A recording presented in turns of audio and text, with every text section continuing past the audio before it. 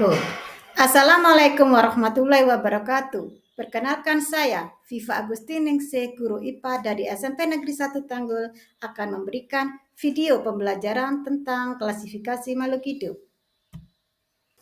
Tujuan pembelajaran melalui kegiatan mengamati video, peserta didik dapat mengklasifikasikan makhluk hidup dengan benda mati berdasarkan pengamatannya dengan kritis. Semua makhluk hidup memiliki persamaan ciri yang membedakannya dengan makhluk tak hidup. Ciri-ciri makhluk hidup adalah bernafas, bergerak, memerlukan makanan, tumbuh berkembang biak, peka terhadap rangsang, dan mengeluarkan zat sisa. Bernafas. Semua makhluk hidup membutuhkan oksigen dari lingkungannya untuk bernafas. Bernafas atau respirasi adalah proses pengambilan oksigen dari luar tubuh untuk proses pembakaran makanan di dalam tubuh. Proses pembakaran makanan tersebut adalah menghasilkan tenaga atau energi. Selain menghasilkan energi, pernafasan juga menghasilkan zat sisa yaitu gas karbon dioksida dan uap air. Ciri yang berikutnya adalah bergerak.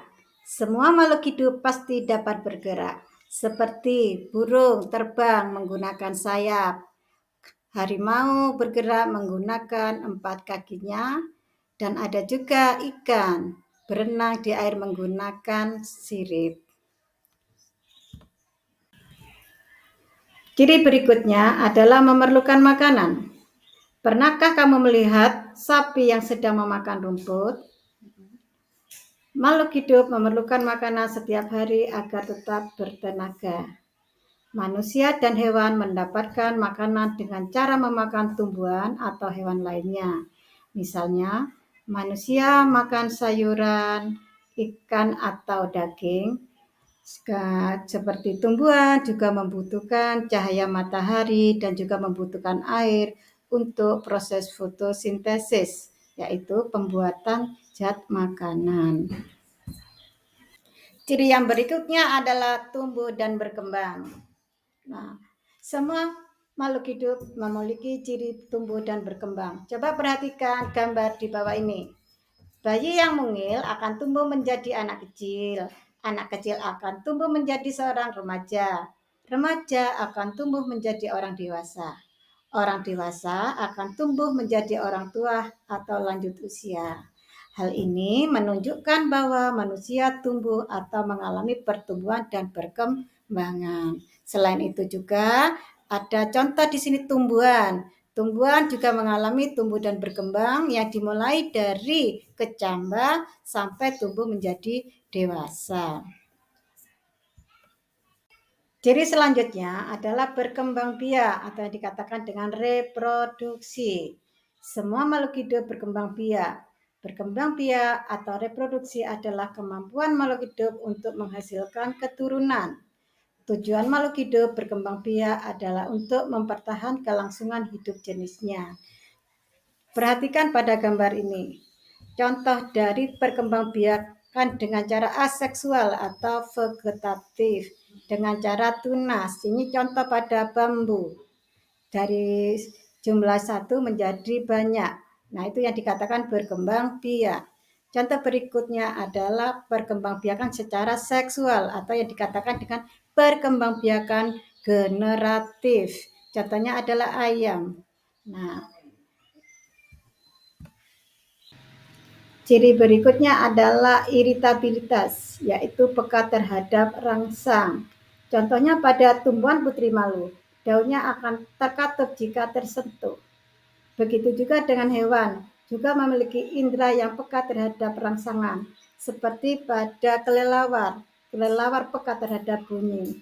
Atau hewan lainnya seperti anjing yang penciumannya tajam dan burung hantu yang peka penglihatannya. Pada tumbuhan, kepekaan dapat timbul karena adanya rangsangan seperti cahaya, gaya tarik, zat kimia, atau sentuhan. Begitu juga dengan manusia. Pada manusia, indera yang memiliki peka terhadap rangsang, contohnya hidung.